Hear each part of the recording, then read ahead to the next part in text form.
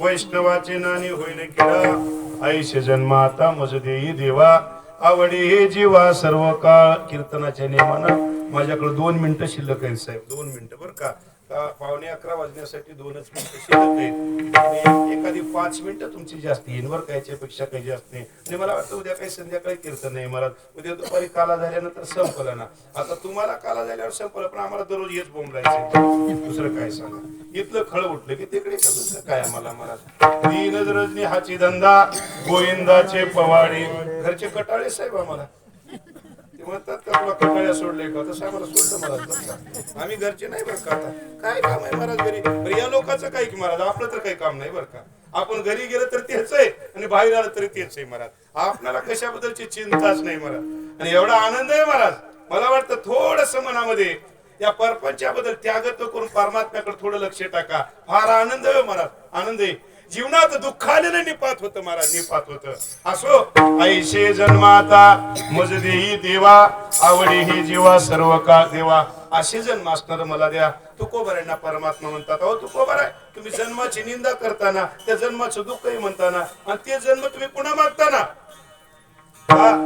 गर्भवासाचे दुःख गाडे कोणा पुढे सांगावे ती गर्भधरीची वेता नेनती माता आणि पिता जीवीची वेता जीव जाणे काय त्या गर्भाची काय यातना आहे महाराज अफाट यात नाही बर का त्याचं नावच आहे महाराज बाळांत पण बर का एक तर आईचा अंत नाही तर बाळाचा अंत बर का ते आता शिजर निघालं त्या बघ गोष्टी वेगळ्या महाराज थोडीशी यातना नाही सण झाले की शिजर करून बाहेर त्या लेकराला तो भाग आता निराळा महाराज पण त्याच्यामध्ये आईचा तर अंत आहे नाहीतर बाळाचा तर अंत आहे महाराज त्याला बाळांत पण म्हणतात बरं का फार यात नाहीत आणि तुम्ही या जन्माची निंदा करताना तुकोबाराय म्हणतात बरोबर आहे देवा पण तो जन्म घेऊन मला संसार करायचा नाही तर तो जन्म घेऊन सेवेन उचेष्ट लोळे नांगणी वैष्णवाचे नाणे होईन किडा आईशे जन्माता मला असे जन्म पाहिजे देवा मला प्रपंच करण्यासाठी नको का हा प्रपंचात तुकोबाराय त्यागत्व केला असो तुकोबाराय याच्या पुढे जाऊन बोलतात ऐका त्यांचे चरण रज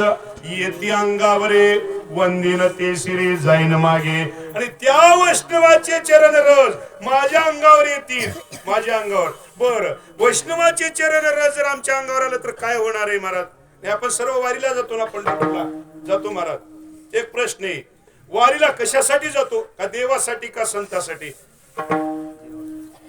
देवासाठी चूक आहे महाराज देवासाठी वारीला जायचंच नाही महाराज संतांचं सानिध्य होऊन त्यांचं रजकण अंगावर पडण्यासाठी वारीला महाराज देव तर कुठे आहे त्यानं कुठे नाही महाराज विठ्ठल जळी स्थळीवरला रीता ठाव नाही उरला आज मी दृष्टीने पाहिला विठ्ठलाचे विठ्ठल देव सर्वातच व्याप्त आहे तुमच्यात आहे ते देव आहे माझ्यात आहे ते देव आहे देव संपला की आमची तारीख ठरते टाइम ठरतं पण आमचा संशय आम्हाला देव जाणू देत नाही महाराज जीवावगे देव परिहा नागवे संदेह आमच्यातला संशयच आम्हाला देव जाणू देत नाही हे सर्वच देव आहेत महाराज अवघे रूपी तुझीच देवा हे सर्व देवाचीच रूप आहेत ना पण आमचा संशय आम्हाला वाटतं एक पुरुष आहे एक स्त्री आम्हाला वाटतं हा या जातीचा आहे तो त्या जातीचा आहे आमच्याकडे भेद आहे महाराज पण तुकोबाराय म्हणतात ऐका त्यांचे चरण रज येती अंगावर चरण रज झाल्यानंतर काय होतं तुकोबाराय बोलतात ऐका तुका म्हणे निवेतनू रजकणू लागता. त्यांचे रजकण जर आमच्या शरीराला लागले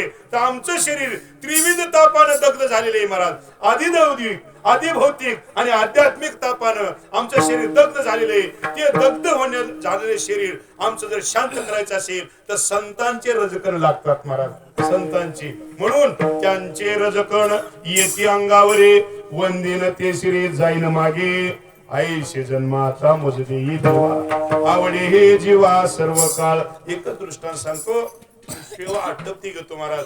त्या रजकणामध्ये किती ताकद असताय का. आमचे कबीरदास महाराज रामानंद स्वामीकडे गेले आणि रामानंद स्वामीला म्हणू लागले, महाराज मला शिष्य म्हणून तुम्ही पत्करा ना, शिष्य म्हणून पत्करा ना. पण रामानंद स्वामी कबीरदास महाराजांना शिष्य म्हणून पत्करले नाहीत महाराज. का तर कबीरदास महाराजांना लोक मुस्लिम म्हणत होते महाराज आणि रामानंद स्वामी ब्राह्मण असल्यामुळं त्यांना शिष्यत्व पत्करून घेतलेले नाहीत. काय करावं समजेल असं झालं. मला तर रामानंद स्वामीला गुरु करायचे. पण कबीरदास महाराजांनी हुशारी केली महाराज. रामानंद स्वामी दररोज सकाळी पहाटे 4च्या मुहूर्तावर नदीच्या स्नानासाठी जायचे. कबीरदास महाराजांनी ओळखलं आणि एका दिवशी पहाटे पहाटे मुहूर्तावर रामानंद स्वामी ज्या रस्त्यानं नदीच्या तीरावर स्नानासाठी जातात त्याच रस्त्यामध्ये एक खड्डा खोदला महाराज. एक खड्डा खोदला आणि त्या खड्ड्यामध्ये आपलं पूर्ण शरीर झाकलं आणि एवढी मान असणारं वर ठेवली. रामानंद स्वामी सकाळी नामचिंतन करीत करीत त्या नदीच्या तीराकडे निघाले आणि रस्त्यामध्ये जे काही वर शिर होतं त्या शिराला रामानंद स्वामीचा पाय लागला महाराज. पाय लागल्या राम राम राम म्हणत रामानंद स्वामी पुढे गेले. कबीरदास महाराज लगेच बोलले, महाराज मी तुमचं शिष्यत्व पत्करले, मी तुमचा शिष्य, तुमच्या मुखातून निघालेले शब्द मी घेतलेले. का त्यांचे चरण माझ्या कबीरदास महाराजांना लागल्यामुळं आज कबीरदास महाराजांचं एवढं महात्मा पण आहे. तर कोणामुळं? या संत महात्म्यामुळे महाराज. त्यांचे चरण रज येते अंगावरे वंदिन ते श्री जाईन मागे. आईशे जन्माता मुजदे देवा आवडे हे जीवा सर्व काळ. काय रजकणात ताकद असेल महाराज. ऐका, म्हणजे तुकोबर आहे भामचंद्र्या भंडाऱ्या गोरड्यावर भजन करण्यासाठी जावं. पण जात असताना ज्या वाटेनं तुकोबाऱ्या जावं त्या वाटेतल्या मातीनं विठ्ठल विठ्ठल म्हणावं. काय रजकणात ताकद असेल. आमचं थोबाड विठ्ठल विठ्ठल म्हणत नाही. काय ताकद असेल महाराज त्याच्या सांगा. कधी आमच्या मुखाला थोबाडाला विठ्ठल विठ्ठल म्हणा, विठ्ठल विठ्ठल विठ्ठल विठ्ठल ते काय पटकी आल्यासारखं करतात बरं का. का महाराज का होत असेल असं सांगा. का होत असेल. या रजकणात ताकद आहे महाराज. म्हणून आईशे जन्माता मज देई देवा आवडी हे जीवा सर्व काळ. तुकोबारा शेवटला म्हणता, देवा मी त्यांच्या चरणावर भाव ठेवलेला आहे. तुका म्हणे येते राहिलासे भाव, माझा भाव त्यांच्या चरणावर आहे. का सकळ ही वाव जाणून या. वाव या शब्दाचा अर्थ काय महाराज. मधुरावानी ओटे तुका म्हणे वाव पोटे. अरे संतांच्या अंतकरणामध्ये वाव आहे महाराज.